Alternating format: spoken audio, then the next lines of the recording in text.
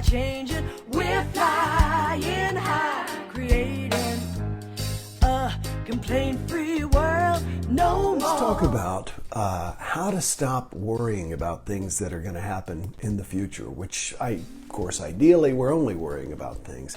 I specifically put it down, though. I got this idea from one of you who said, how can I stop worrying about things that might happen in the future?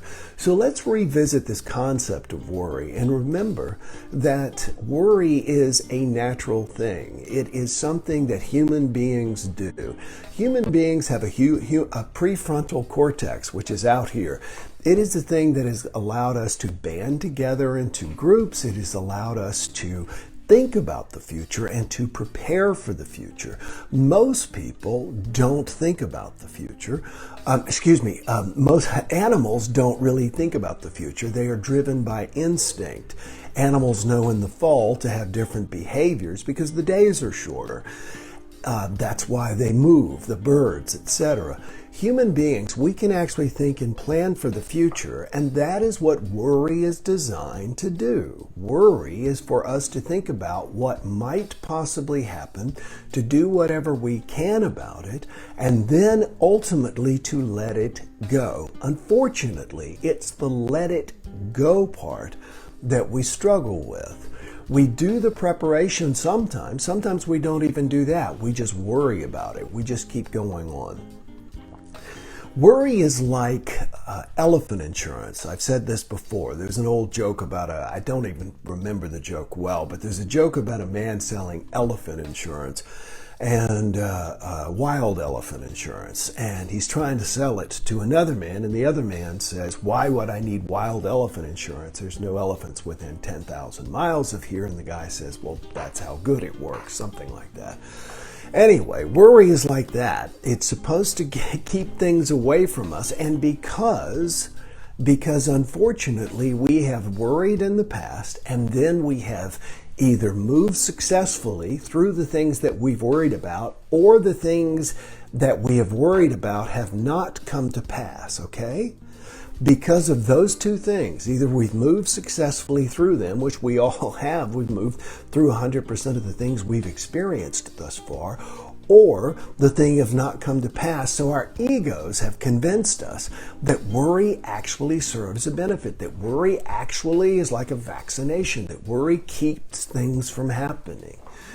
Worry is a habit. Worry is a choice that we make, and worry is a habit. I'm speaking as a person who has that habit and who has worked and worked and worked on releasing it. So how do we stop worrying about things? What are some of the things you all have said that you're worried about? I said I'm worried about the election. Some of you said you're worried about making it through the end of the year with enough money, etc., etc., etc. You know, it's interesting that I was never worried about, never in my life, I've never worried about it. A global pandemic, which would take me off the road from speaking and completely change my model of doing business to where I'm doing live events, but I'm doing them virtually with a home studio and everything like that. If worry really worked, then it would warn us about things like this. So we are a generation, just like our grandparents or great-grandparents who went through the Depression, who had a totally different opinion about money.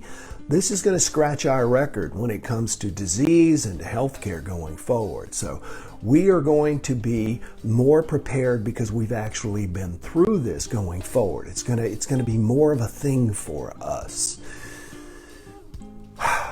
So the purpose of worry is to make you think of the potential downsides.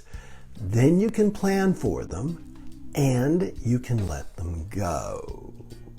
But because in the past we have continued to worry, continued to ruminate, continued to think about what could possibly go wrong, and as a result, either the thing we worried about never happened, or we successfully handled it, which we have, that our minds convince us that worry keeps us is a good thing. The other thing about worry is that it actually elevates your allostatic load. Now, what is your allostatic load? Your allostatic load is the amount of stress that you walk around with. We could call it a stress level. So worry elevates your allostatic load. And you would think, well, why in the world would I want to worry if it's going to elevate my allostatic load? That's not a good thing. Many of us are used to having a high allostatic load. Many of us grew up in stressful, painful childhoods, and our default setting is that. And so if we don't have something to worry about, we're not happy.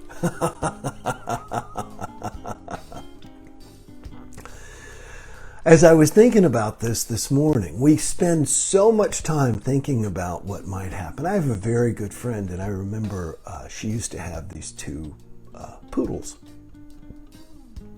And she adored these poodles, took them everywhere, and they were like children to her. And sometimes I would call her and I could tell she was sad, and I'd say, "What's the matter?" And she said, "Oh, I'm so sad that whatever the dog's name is, I don't remember, is going to die someday."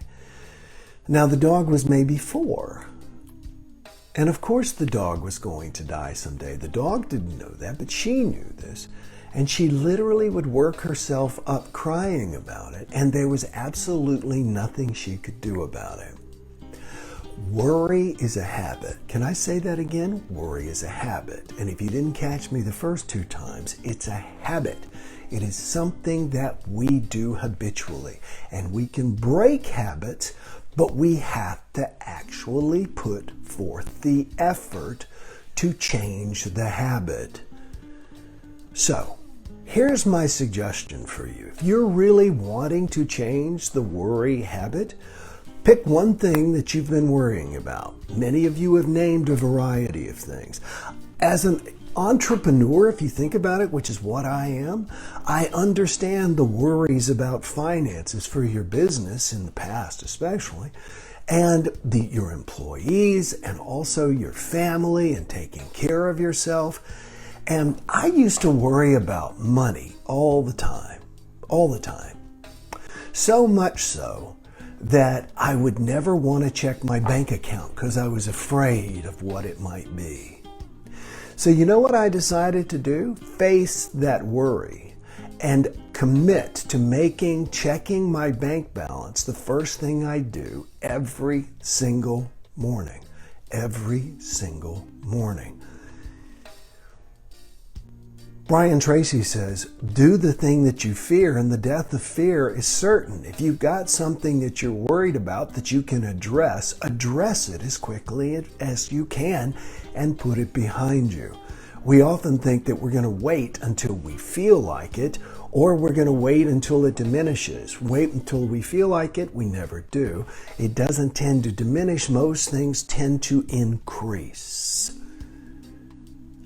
So what I do is, still to this day, every morning, first thing I do is click on my little Bank of America app and see how much money I've got.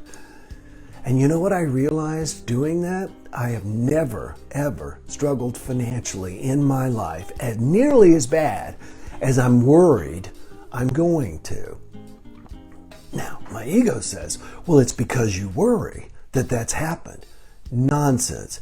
I've wasted a lot of wonderful times and days and moments worried about something that has never happened and probably won't. So for those of you who are worried about financial concerns, I would invite you to understand who you've been in the past. Have you always been able to meet your obligations and everything? Even with this, chances are you will. If you've struggled in the past, chances are you will struggle. However, you can change. The one thing you can change is yourself. And when you change yourself, you change everything. And when you change the worry that is going on in your mind. And remember, the word worry means to wring. It literally comes from the word wring. It means to strangle, like you'd wring a bird's neck. You are walking around and strangling off your life energy and your life force when you're worrying. So, here's my suggestion for you. Here's what I would recommend you do. If you're struggling with worrying about something, as I suggested before, write out what might happen, do what you can, okay? The second thing is write out the worst possible scenario. And you're right, yes, I am saying the worst possible scenario. I'm stealing this from Dale Carnegie. It's great advice. And then try and improve on the worst. Don't try and fix it, try and improve on the worst. And finally, and this is the hard part, and if you're serious about overcoming worry, this is where the work comes in. I'm going to tell you what to do, but the do is up to you. So write this down, all right? Here we go. Put as much mental energy into how things might go surprisingly right as to how things might go surprisingly wrong. That's what worry is. How might things go surprisingly wrong? What if this doesn't show up? What if this person doesn't get the message? What if there isn't enough zeros in the bank account? What if this?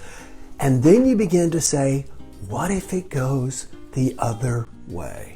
What if it goes the other way? We were talking about how the pandemic has affected our income with the speaking and all of this the other day. And then out of the blue, someone I had not spoken to in 3 years called and hired me to speak the following week. The following week. There's an old saying, you don't know enough to be a pessimist. There's a lot of great surprising things that can happen. And so instead of worrying, which is negative visualization, you have to start practicing positive visualization. So what if this works out? Not how, but what if this works out? Or what if something surprising happens? Or what if la la la la? And the other thing, like I say, is figure out the likelihood of the worst possible scenario happening. Has it happened before a lot? Chances are it's not going to happen. And if you resolve yourself to figure out what it is and do what you can to improve upon it, then you've opened yourself up to providence. You have opened yourself up because by your efforts and by your acceptance, you've released it, and you will actually begin to see greater blessings come into your life. All right? So you can stop worrying, stop regurgitating things in your mind.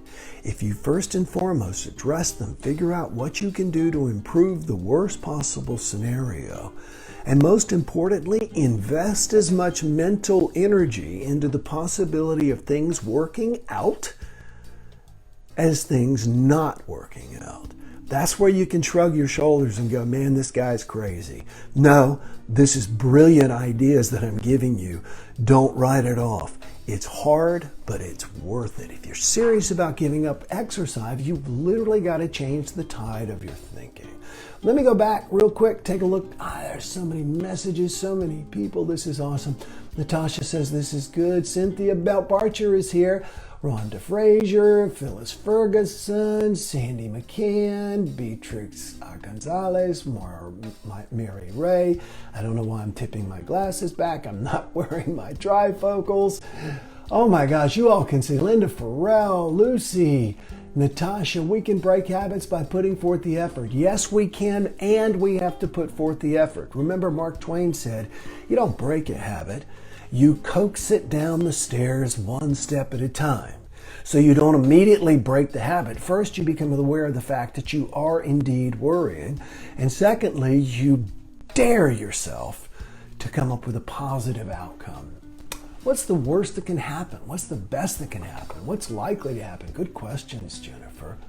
Teresa's here. Love this. Very helpful. Says someone, I can't see it. Valerie Mazzelli. Hi, I so needed to hear this. Thank you. Ulia is here. Natasha Harris, this is so great. Thanks, my pleasure. Cynthia, thanks. Worry is overrated. What's the best that can happen? Love it. Wayne Dyer, not Wayne Dyer, my other great idol, Earl Nightingale, said that worry's like a rocking chair. It keeps you going, but it doesn't get you anywhere. Linda Jewell is watching. Thank you, Will, says Trish Parr. Michelle Doherty says, good morning. I usually pre-worry. I love that idea. That's a great way of putting it. Nancy Williams is here. Hi, good to see you. Let's not forget, complaining about it doesn't help. Exactly. Yes, complaining reinforces the worry. It reinforces the worst that might happen. So, dare yourself. If you really want to stop worrying, you say, oh, I wish I could stop worrying about this, then do it. I'm going to give you my Edwene Gaines advice. I'm going to get right in your face. People always say to Edwene Gaines, oh, I wish I had your faith. And she says, then have it. You want to stop worrying? Stop worrying. Start thinking about how things might work out. And who knows? It'll surprise you. The universe will surprise you. Bob Torrance is watching. Good to see you. Robin Flattery is watching. Good to see you. All right, everybody, thanks for joining me. We are going to do our meditation at 8:30 a.m., which is in just a few minutes here in Miami. So I look forward to those of you who have joined us and looking forward to joining us new on the complaint-free meditation. And had somebody from the JumpStart join the complaint-free meditation just yesterday, I think. In other words, become a member. Try it out.